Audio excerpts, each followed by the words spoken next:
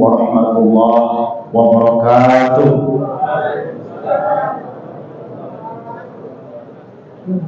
Alhamdulillahirabbil alamin wa bihi nasta'inu ala umuri dunya waddin.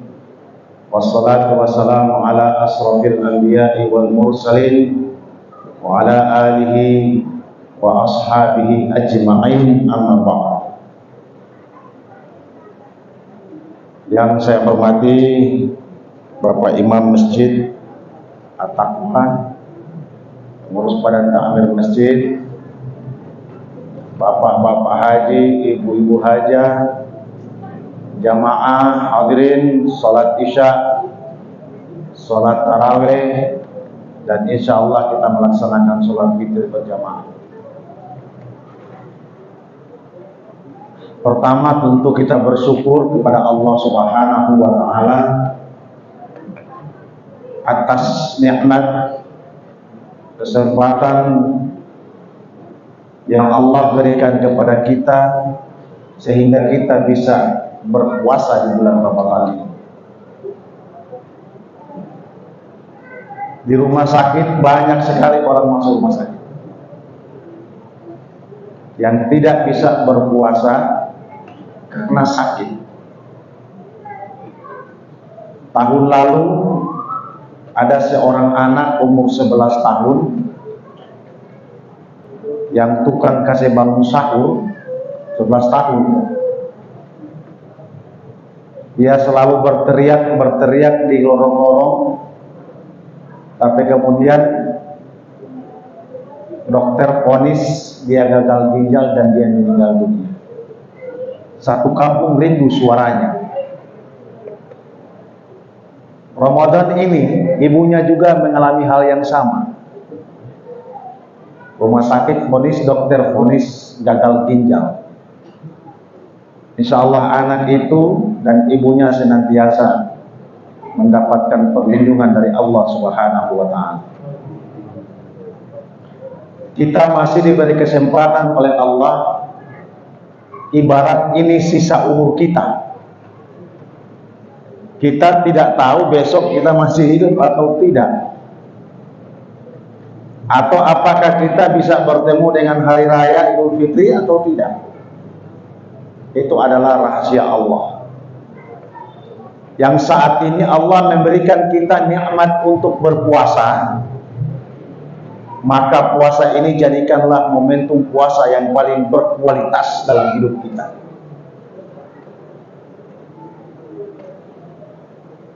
Ada dua ibadah yang Allah memberikan jaminan masuk surga. Ada dua ibadah langsung yang Allah memberikan garansi bahwa kita akan diampuni dosa-dosa kita. Ibadah yang pertama adalah shaum Ramadan. Jika Allah ridha, kata Nabi, kalau kita berpuasa dengan mengharapkan ridha Allah, maka Allah akan mengampunkan dosa-dosa kita. Itu ibadah yang pertama. Ibadah yang kedua di bulan Ramadan ini adalah man qama. Barang siapa yang berdiri sholat di bulan Ramadan, melaksanakan sholat wajib atau sholat tarawih atau sholat rawatib. Sholat rawatib itu sholat sunnah yang menyertai sholat wajib. Misalnya tadi kita dapat qobliyah isya dan ba'diyah isya, itu sholat rawatib namanya. Kalau kita ini istiqomah melaksanakan sholat rawatib itu, maka status sholat sunnah itu menjadi statusnya jadi sholat wajib di bulan Ramadan. Dan kalau kita memperbanyak itu, kata Allah, kata Nabi, man qama ramadhana imanan wa ihtisaban ghufira lahu ma taqaddama min dzanbi. Kita minta ampun kepada Allah. Rabbi ghfirli warhamni wajuburni, dan seterusnya. Ruku juga mengandung pengampunan, sujud juga kita minta ampun kepada Allah Subhanahu wa taala. Jadi wajar dan pantas bagi orang yang berpuasa dengan benar, ini yang berpuasa dengan benar, bukan puasa orang Gorontalo bilang puasa dele. Itu nyata apa itu? Cuma 3 hari dia puasa, kok 4 hari sunyanda. Atau dia bagi hari pertama dia puasa, pertengahan muncul Quran, baru semua Idul Fitri dia puasa. Itu nyak betul itu. Maka Allah memberikan 1 bulan ini untuk apa? Ibarat kita ini baterai. Tahu baterai di handphone enggak? Paitan, kadot, kandas. Dia mampu menghidupkan botu. Artinya dia yang botu itu hati sudah mati. Nyak pembakase, nyak pembasadaka di masjid, nyak pemba isi celengan. Setelah datang bulan Ramadan, masya Allah.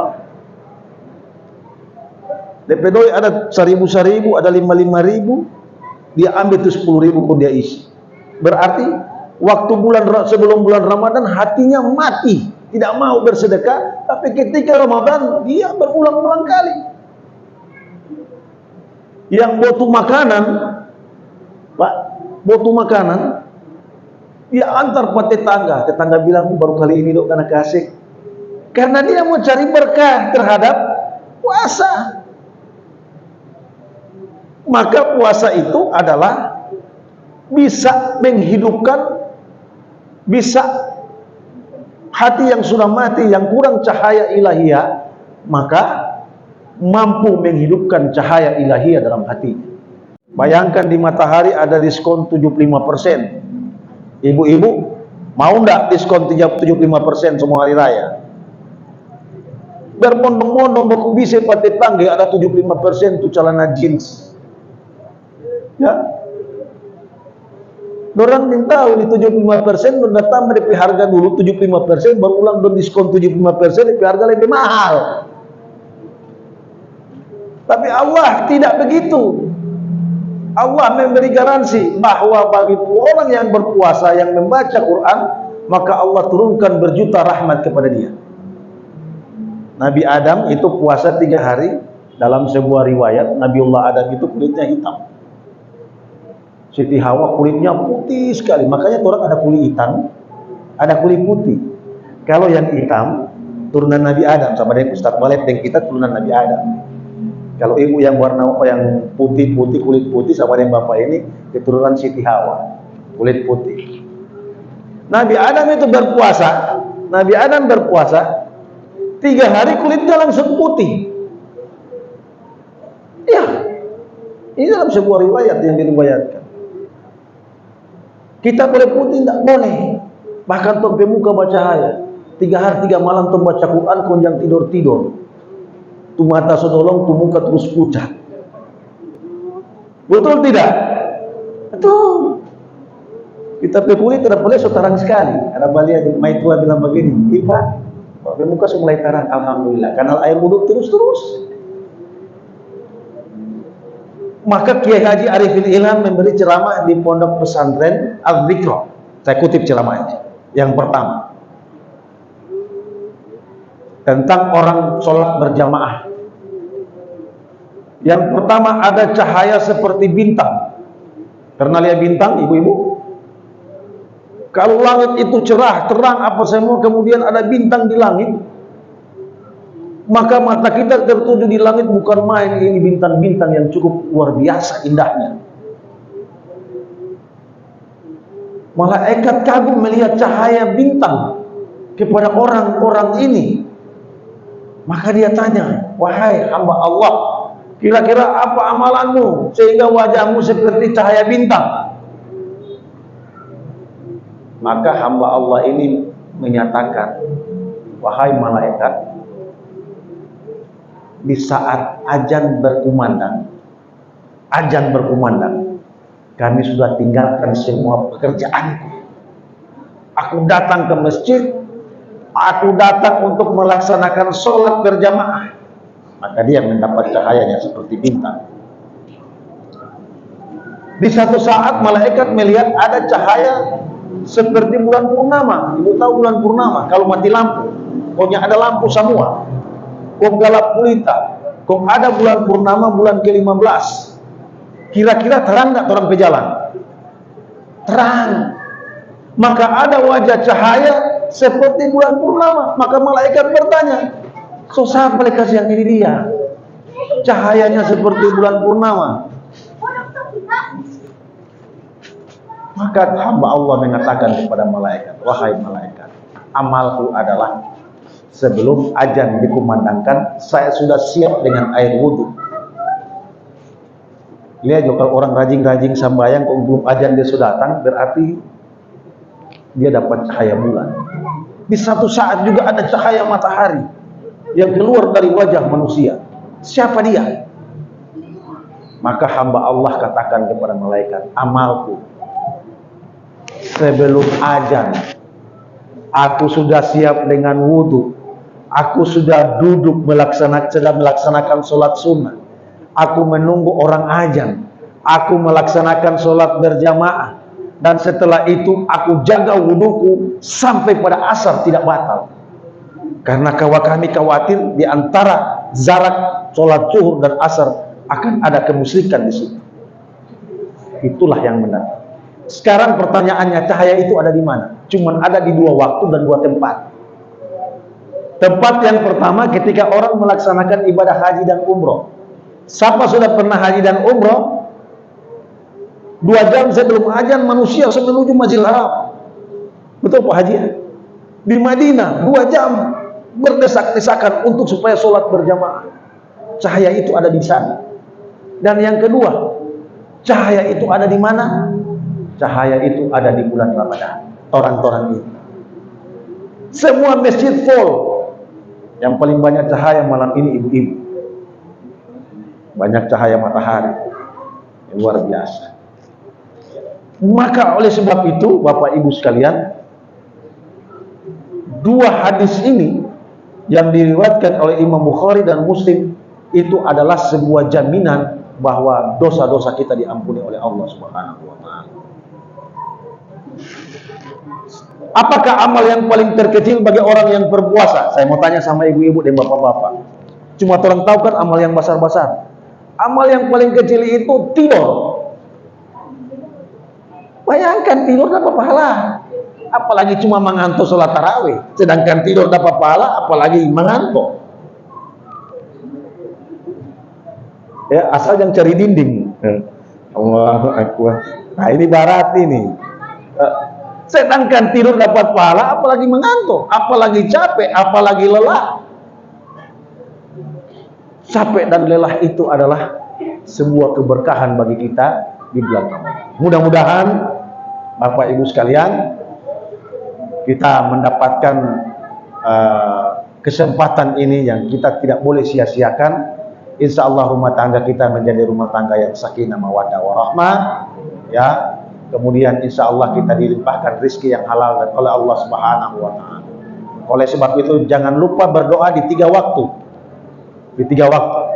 Yang pertama di saat setelah sholat tarawih, witir, ya. Yang kedua di saat kita mau makan sahur, dan yang ketiga di saat kita mau berbuka puasa.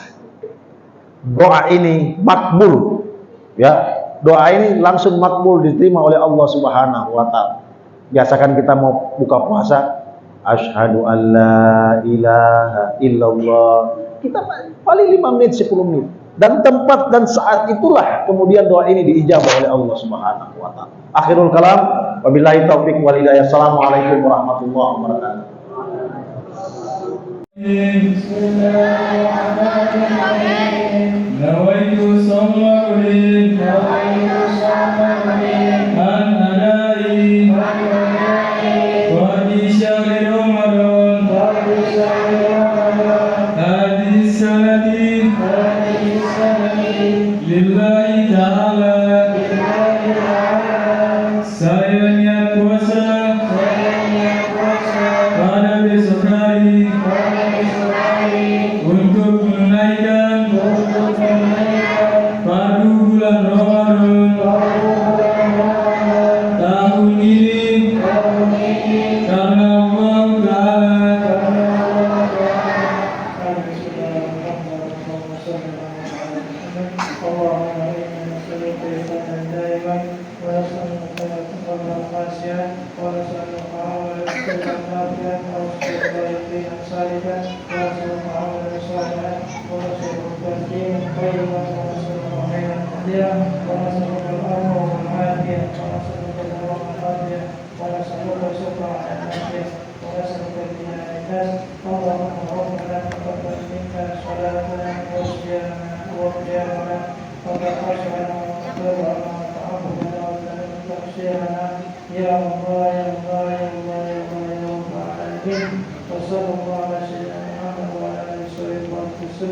Subhanallah,